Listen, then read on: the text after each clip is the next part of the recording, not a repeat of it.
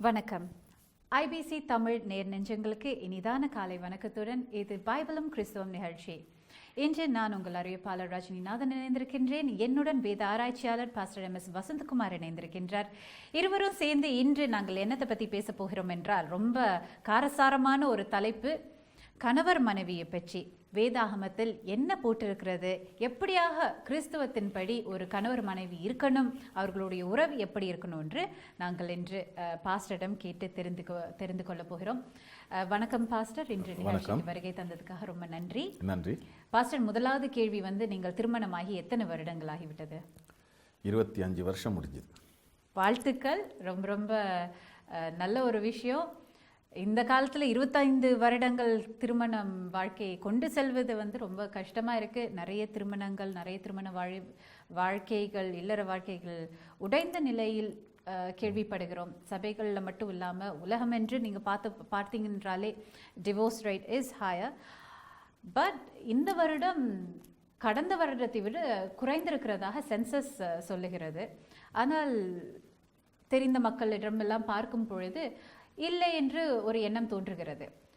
வேதாகமத்தில் ஒரு கணவர் மனைவி அவர்களுடைய வாழ்க்கை எப்படியாக இருக்கணும் என்று எழுதியிருக்கிறது, போடப்பட்டிருக்கிறது. வேதாகமத்தில் இதை குறித்து நிறைய கட்டளைகள் கொடுக்கப்பட்டிருக்கிறது. கணவன்மார்களுக்கு தனியான கட்டளைகள், மனைவிமார்களுக்கு தனியான கட்டளைகள்.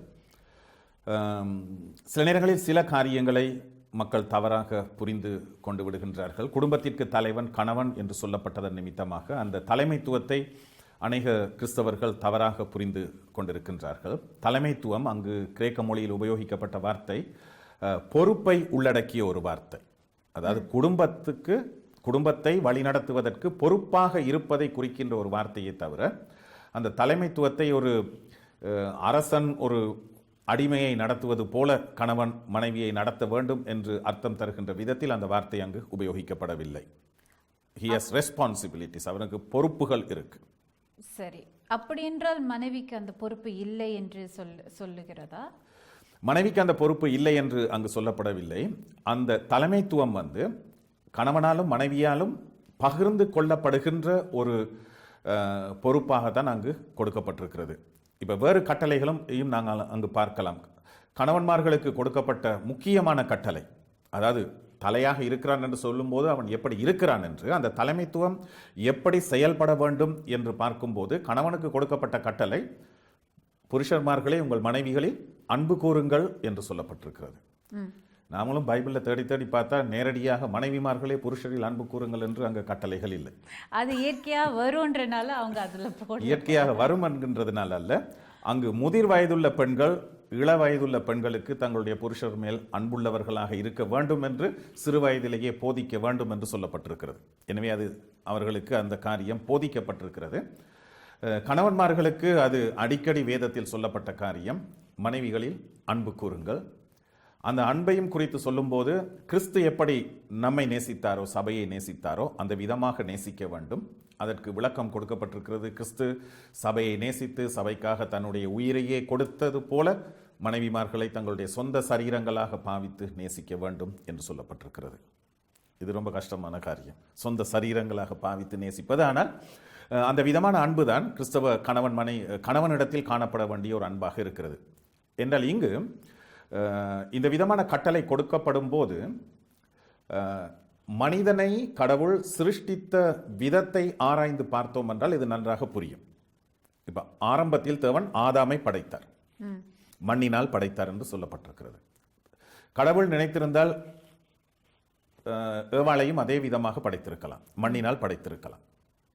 ஆனால் இங்கு தேவன் என்ன செய்கிறார் என்றால் ஆணிலிருந்து ஒரு பகுதியை எடுத்து அந்த பகுதியை பெண்ணாக சிருஷ்டிக்கின்றார். இப்போ தமிழ் பைபிளில் எலும்பை எடுத்தார் என்று இருக்கு, ஆனால் மூல மொழியில் வாசி பார்த்தீங்கன்னு சொன்னால் ஒரு பகுதியை எடுத்தார் என்று தான் இருக்கு.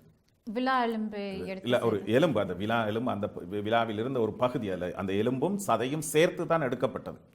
அதனால தான் ஆதாம் ஏவாளை பார்த்த போது என்ன சொல்கிறான், என் எலும்பில் எலும்புமானவளை என்று மட்டும் சொல்லவில்லை, என் எலும்பில் எலும்பும் என் மாம்சத்தில் மாம்சமாக இருக்கிறார். அதாவது அந்த ஒரிஜினல் கன்செப்ட்ல வந்து ஆதாமின் ஒரு பகுதியை எடுத்து ஏவாளாக சிருஷ்டிக்கின்றார். பிறகு திருமணம் முடித்ததற்கு பிறகு கணவனும் மனைவியும் ஒரே மாம்சமாக இருக்கிறார்கள் என்று சொல்லப்பட்டிருக்கிறது. அவர்கள் இருவராயிராமல் ஒருவராய் இருக்கின்றார்கள்.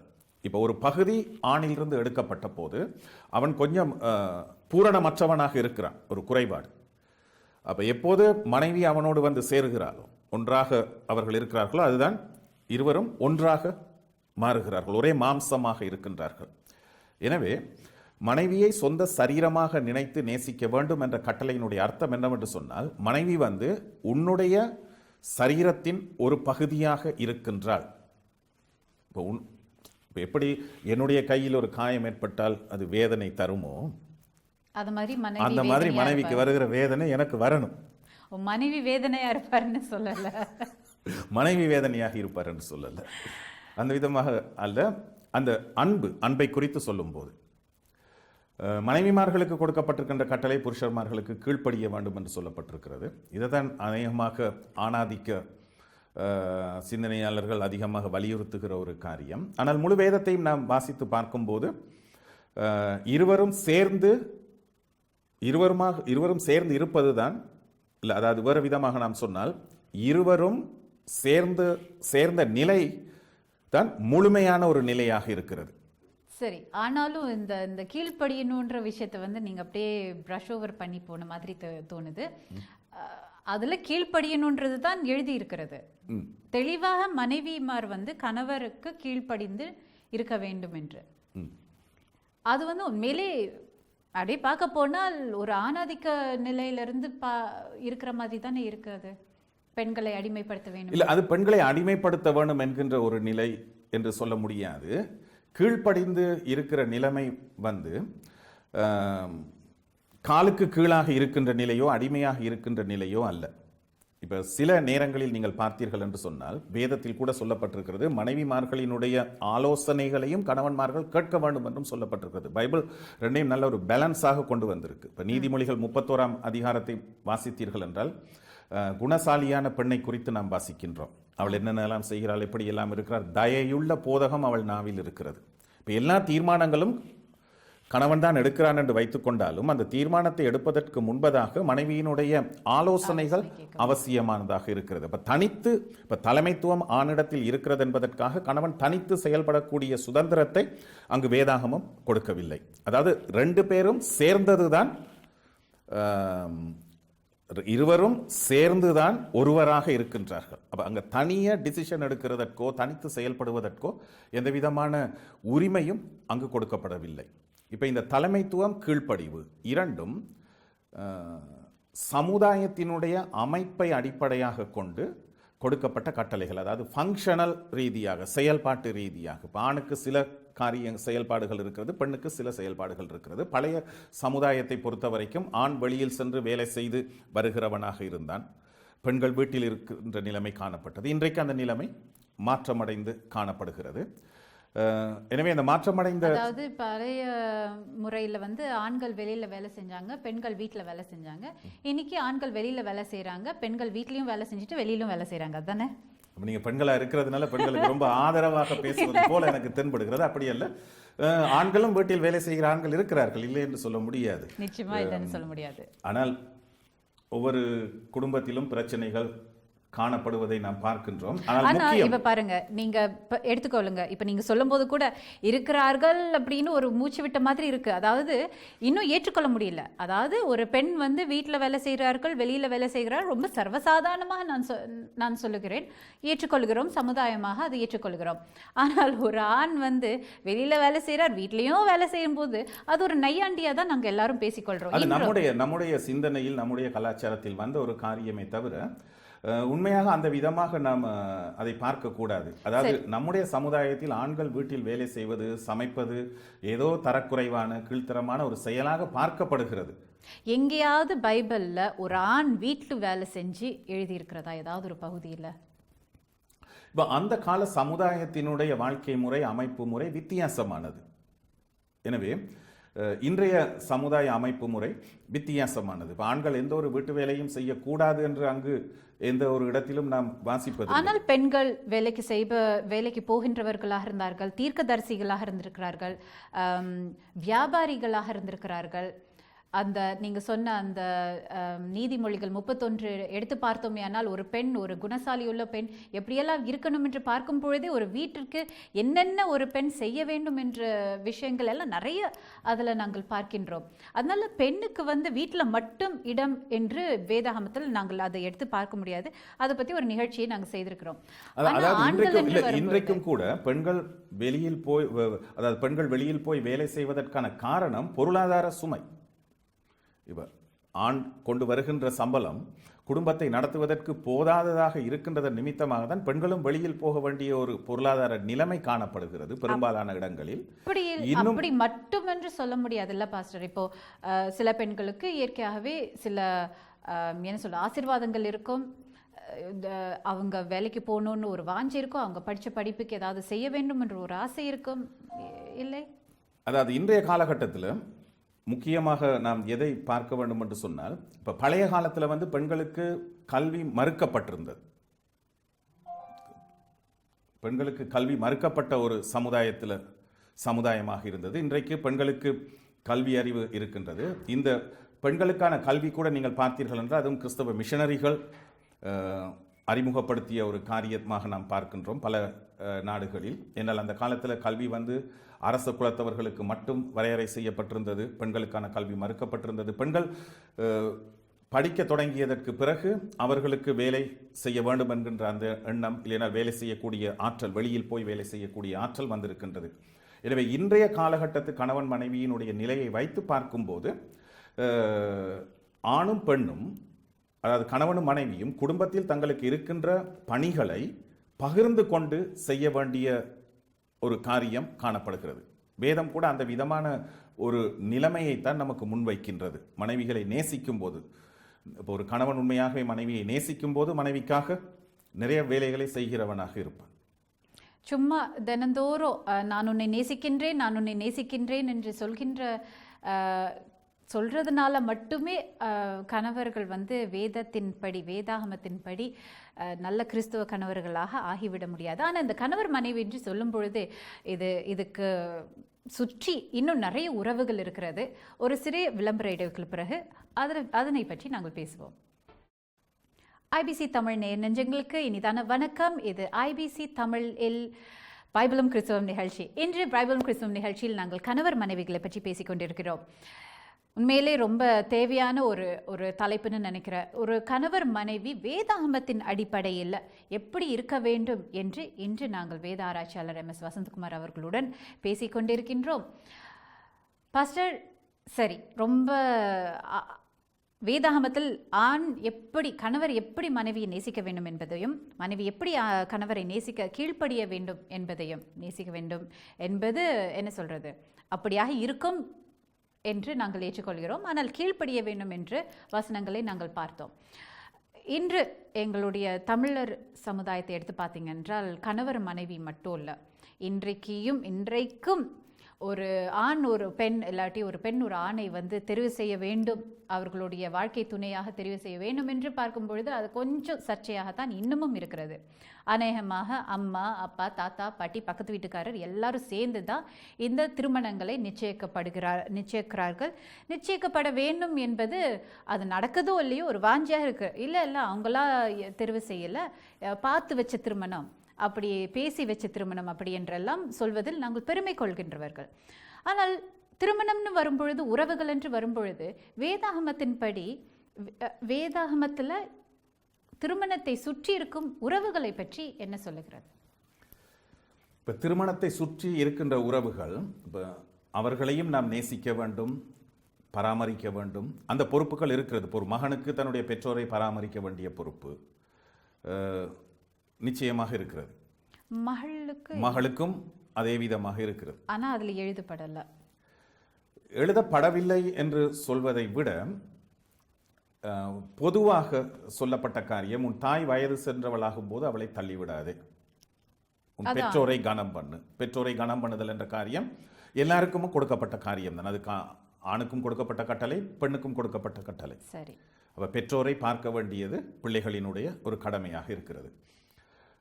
பெற்றோரை கனப்படுத்த வேண்டும் என்பது முக்கியமாக அங்கு புதிய ஏற்பாட்டில் சொல்லப்பட்டிருக்கிறது. அதுதான் ஆசீர்வாதம் உள்ள ஒரே ஒரு கட்டளை. நீ நன்றாக இருப்பதற்கும் உன் ஆயுள் நீடித்திருப்பதற்கும் உன் தகப்பனையும் தாயையும் கனம் பண்ணுவாயாக என்று சொல்லப்பட்டிருக்கிறது.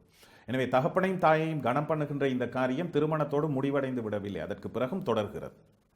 அது ஒரு புறம் இருக்க, மறுபுறத்தில் திருமணம் முடித்ததற்கு பிறகு புருஷன் தன் தகப்பனையும் தாயையும் விட்டு மனைவியோட இசைந்திருப்பான், அவர்கள் ஒரே மாம்சமாய் இருப்பார்கள் என்று சொல்லப்பட்டிருக்கிறது. புருஷன் அதாவது பழைய காலத்தில் கட்டளைகள் கொடுக்கப்படும் போது ஆண் பாலில் சொல்லப்படுவது வழக்கம். ஆனால் அது பெண் பாலையும் உள்ளடக்கியதுதான். என்னால் அந்த காலத்தில் அப்படித்தான் கட்டளைகள் கொடுத்தார்கள். ஆனால் இன்றைக்கு கொடுக்கும்போது வித்தியாசமாக இரு பாலாரையும் உள்ளடக்கிய விதத்தில் நாம் எழுத வேண்டியதாக இருக்கிறது. பழைய காலத்தில் அவன் என்று சொல்லும்போது அது பெண் பாலையும் உள்ளடக்கித்தான் அவர்கள் எழுதினார்கள். அதாவது திருமண உறவில் இப்பொழுது ஒரு புதிய உறவு வருகிறது, கணவன் மனைவி உறவு. நான் ஏற்கனவே சொன்ன விதமாக இருவரும் ஒரே மாம்சமாக இருக்கின்றார்கள். இப்ப அவர்களுடைய உறவுக்குள் ஒரு மூன்றாவது நபர் வரக்கூடாது. அவர்களுடைய உறவுக்குள் மூன்றாவது நபர் வரக்கூடாது. இப்ப சில நேரங்களில் என்ன விதமாக நம்முடைய மக்கள் புரிந்து கொள்வார்களோ தெரியாது. இல்ல, இப்போ நாம் பெற்ற பிள்ளை 25-30 வருஷமா நான் வளர்த்திருக்கிற, சோறு போட்டு வளர்த்திருக்கிற என்ன எப்படி நீங்க மூன்றாவது மனுஷன் சொல்ல முடியும்? திருமணமான அடுத்த நிமிஷத்துல இருந்து நான் எப்படி மூன்றாவது மனுஷனாக ஆகிவிட முடியும்? இல்ல, இந்த மூன்றாவது மனுஷர் என்று சொன்னது கணவன் மனைவி, மற்றவர் மூன்றாவது நபர் என்ற அர்த்தத்துல தான் சொல்ல போனீங்கன்னா சொன்னனே தவிர, இப்ப கணவன் மனைவி உறவுகளுக்கு இடையில், அதாவது இன்றைய காலகட்டத்தில் இருக்கின்ற நிறைய குடும்ப பிரச்சனைகளை பார்க்கும்போது, ஒன்று கணவனினுடைய பெற்றோர் இல்லையென்றால் மனைவியினுடைய பெற்றோர் இந்த கணவன் மனைவி உறவுகளுக்கு இடையில் வருவதன் நிமித்தமாக பல்வேறு விதமான பிரச்சனைகள், அது விவாகரத்து வரை போய் முடிவதை நாம் பார்த்திருக்கிறோம் அநேக இடங்களில். இப்போ சொல்லுவோம், என்னுடைய மகன், இப்போ நான் வளர்த்த மகன், அவன் திருமணம் முடித்ததற்கு பிறகு என்னுடைய பொறுப்பு என்னவென்று சொன்னால், அவனை தனியாக நான் வாழ விட வேண்டும். அவன் தன்னுடைய சொந்த காலில் நிற்கணும். அவன் தன்னுடைய மனைவியை பார்க்கக்கூடிய நிலையில் அவன் இருக்கணும். அதாவது அப்படியே கைவிட்டு விடுவது என்ற அர்த்தம் அல்ல. அவர்களுக்கு வேண்டிய ஆலோசனைகள், அறிவுரைகளை நாம் கொடுக்கலாம். ஆனால் அவர்கள் இருவருமாக சேர்ந்து எடுக்க வேண்டிய தீர்மானங்களில் நாம தலையை போடக்கூடாது. இப்போ பழைய ஏற்பாட்டில் யூதர் கலாச்சாரத்தில் தமிழர் கலாச்சாரத்தை போலவே அவர்கள் ஒன்று சேர்ந்து கூட்டு குடும்பமாகலாம் இருந்திருக்கிறார்கள். இந்த காணாம போன மகனை பற்றின பரபல் நாங்கள் வாசிக்கும் பொழுது, அவருடைய அப்பா கிட்ட இருந்து சொத்து கேட்குறாரு. சொத்து கேட்கும் பொழுது, நீங்க செத்து போயிருங்கன்றுக்கு சமம். அந்த காலத்துல அவர்களுடைய கலாச்சாரத்துல அவங்க எல்லாம் கூட்டு குடும்பமா இருந்திருப்பார்கள், அப்படியே தான் வாழ்ந்திருப்பார்கள். இப்போ நீங்க சொல்ற அது யதார்த்தத்துல எப்படி இருக்கும் என்றது நான் எடுத்து பார்க்கிறேன். உங்க மகனுக்கு திருமணமாகி விட்டது. திருமணமாகி அவர்களை தனியாக வைப்பது என்றால் நீங்கள் அவர்கள் இருக்கும் இடத்தை சொல்லுகிறீங்களா? இல்ல இருக்கும் இடத்தை சொல்லல. அதாவது அவர்கள் தனி குடித்தனம் போக வேண்டும் என்பதை குறித்து நான் சொல்லவில்லை. அதாவது அவர்கள் தனியான ஒரு குடும்பம், அதை நாங்கள் ஏற்றுக்கொள்ளணும். அதாவது திருமணம் முடிக்கும் வரைக்கும் எப்படி திருமணம் முடிக்கும் வரைக்கும் நாம பார்த்து வந்தோமோ, அதை செய், இதை செய், அப்படி செய், இப்படி செய் என்று நாம நிறைய அட்வைஸ் பண்ணி நம்முடைய கண்ட்ரோலுக்குள்ள வைத்திருக்கிறோம். அந்த கண்ட்ரோல்ல இருந்து நாங்கள் விடுபட்டுறணும். அந்த கண்ட்ரோலுக்குள்ள நாம் நம்முடைய பிள்ளைகளை வைத்திருந்தால் புதிதாக வருகிறவரோடு அந்த உறவு சரியான விதத்தில் ஏற்படாது. இப்படியாகத்தான் வேதாகமத்திலும் போட்டிருக்கிறது. அதாவது அந்த அந்த நீங்க சொல்லுகின்ற எங்களுக்கு அவர்கள் மேல் இருக்கிற அந்த ஆதிக்கத்தை நாங்கள் எடுத்துவிட வேண்டும். பெற்றோர்கள் நிச்சயமாக செய்ய வேண்டிய ஒரு காரியம் இது. சில நேரங்களில் இது கலாச்சாரத்திற்கு எதிராக பேசுகின்ற ஒரு நிலை என்று சிலர் நினைக்கலாம். ஆனால் வேதத்தின்படியும் நிறைய குடும்பங்களில் நடக்கின்ற காரியங்களையும் பார்க்கும்போது, இப்போது நான் நிறைய கணவன் மனைவிமார்களுக்கு ஆலோசனைகள் கொடுக்கும்போது நான் அறிந்து கொண்ட விஷயம், நிறைய பிரச்சனைகளுக்கு மூல காரணம் இந்த கணவன் மனைவியினுடைய உறவு இன்னும் உறுதியான நிலைக்கு இன்னும் வரல. ஏன்னா எந்த ஒரு சின்ன தீர்மானத்திற்கு கூட பெற்றோரினுடைய டிசிஷனை எதிர்பார்த்து நிற்கின்ற நிலைமை காணப்படுகிறது. இப்போ எங்களுடைய தமிழர்கள் நாங்கள் ஐரோப்பியர்கள் மாதிரி இல்லை. எங்களுக்கு அம்மா அப்பா, வேதாமத்தில் கூட அம்மா அப்பா கனம் பண்ணுங்கள், பெற்றோர்களை கனம் பண்ண வேண்டும். பெற்றோர்களுக்குன்ற ஸ்தானம் நான் நினைக்கிறேன் உலகம் எங்கும் எல்லா கலாச்சாரங்களிலும் தனியாக இருக்கு. ஆனால் எங்களுடைய தமிழர் கலாச்சாரத்தில் எங்களுக்கு அதுக்கப்புறம் அண்ணன் தங்கை உறவு ரொம்ப முக்கியமானது. அண்ணன் தம்பி உறவு, அக்கா தங்கை உறவு, அது மட்டும் இல்லாம தாய்மாமன் உறவு, சித்தப்பா உறவு, பெரியம்மா உறவு, தாத்தா பாட்டி, நிறைய உறவுகள் இருக்கலாம். இப்படி நிறைய உறவுகள் இருந்தாலும் முதலாவதான உறவு கணவனுக்கும் மனைவிக்கும் இடையே இருக்கின்ற உறவாக இருக்கணும். ஏன்னா அந்த கணவனும் மனைவியும் தான் ஒரே மாம்சமாக இருக்கிறார்கள். இப்ப மற்ற எல்லா உறவுகளும் அந்த விதமான அந்யோன்ய சம்பந்தமான உறவுக்குள் வருவதில்லை, அது பெற்றோராக இருந்தால் கூட. அதுதான் நான் கேட்க வந்தேன். இப்போ இந்த மாதிரி நாங்கள் பாச பிணைப்புகளாக எங்களுடைய கலாச்சாரத்தில் வைத்திருக்கும் இந்த உறவுகளுக்கெல்லாம் வேதாகமம் என்ன பதில் சொல்லுகிறது? அப்போ கல்யாணம் ஆன உடனே தாய் விட்டுறணும், அப்பா விட்டுறணும், ஆசையா தங்கை விட்டுறணும். வேதாகம் விட்டுறணும் அந்த விதமாக சொல்லல. அதாவது வேதம் என்ன சொல்ல வருகிறது என்றால், கணவன் மனைவி அந்த உறவுக்குள் அவர்களுடைய உறவில் விரிசல்கள் ஏற்படுத்துகின்ற விதமாக மற்றவர்களினுடைய உறவுகள் வரக்கூடாது. அதாவது உதாரணத்துக்கு சொல்லுவோம், இப்போ நான் என்னுடைய தகப்பனை நான் கனம் பண்ண வேண்டும், என்னுடைய தாயை கனம் பண்ண வேண்டும், அதற்கும் அதிகமாக நான் என்னுடைய மனைவியை நேசிக்க வேண்டும். அதற்கும் அதிகமாக வேதத்தை பொறுத்த வரைக்கும் என்றால், பெற்றோர் எங்களை வளர்த்தார்கள், நாங்கள் கனம் பண்ணுகிறோம், கடைசி வரைக்கும் நாங்கள் அவரை பார்க்க வேண்டியது எங்களுடைய கடமை, பொறுப்பு. நாம் நேசிப்போம், கடைசி வரைக்கும் அவர்களை பார்ப்போம். சரியா? மனைவிக்கு முதலிடம் கொடுக்க வேண்டும். மற்ற எல்லா உறவுகளையும் விட திருமணம் முடித்ததற்கு பிறகு மனைவியும் அதே விதமாக கணவனுக்கு முதலிடம் கொடுக்க வேண்டும். நம்முடைய தமிழ் கலாச்சாரத்தில் கூட நீங்கள் பார்த்தீர்கள், கணவனை கண் கண்ட தெய்வம். பாருங்கள் எந்த அளவுக்கு கணவனுக்கு அந்த இடத்தை கொடுத்திருக்கிறார்கள் என்று. என்றால் கணவன் மனைவி உறவுதான் முதன்மையானது, முக்கியமானது. அடுத்த உறவுகள் திருமணம் முடித்ததற்கு பிறகு அதற்கு அடுத்தபடியாக வர வேண்டியது பிள்ளைகளும் அதற்கு அடுத்தபடியாக தான் வர வேண்டியது. இப்ப சில குடும்பங்களில் நீங்கள் பார்த்தீர்கள் என்றால், பிள்ளைகள் பிறந்ததற்கு பிறகு ஒன்றில் கணவனோ மனைவியோ ஒருவரையொருவர் நேசிப்பதை விட பிள்ளைகளை அதிகமாக நேசிக்கும் போது கூட கணவன் மனைவிக்கிடையே பிரச்சனைகள் வருகிறது. அந்த உறவையும் தாண்டி ஒரு கணவர் ஒரு மனைவியை நேசிக்க வேண்டும், ஒரு மனைவி ஒரு கணவனுக்கு கீழ்ப்படிய வேண்டும் என்பது வேதாகமத்தின் ஆலோசனையாக இருக்கிறது. நான் நினைக்கிறேன் இது பேசிக்கிட்டு இருந்தோம்னா நிறைய பேசலாம்.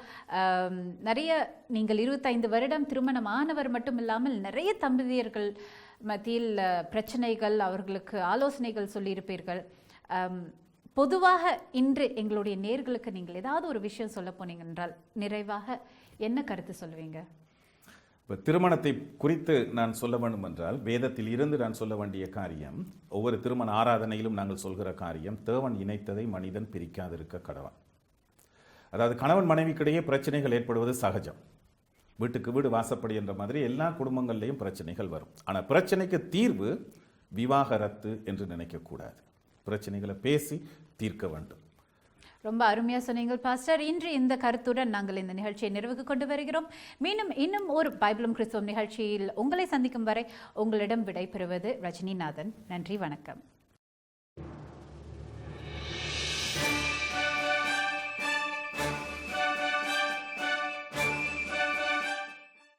ABC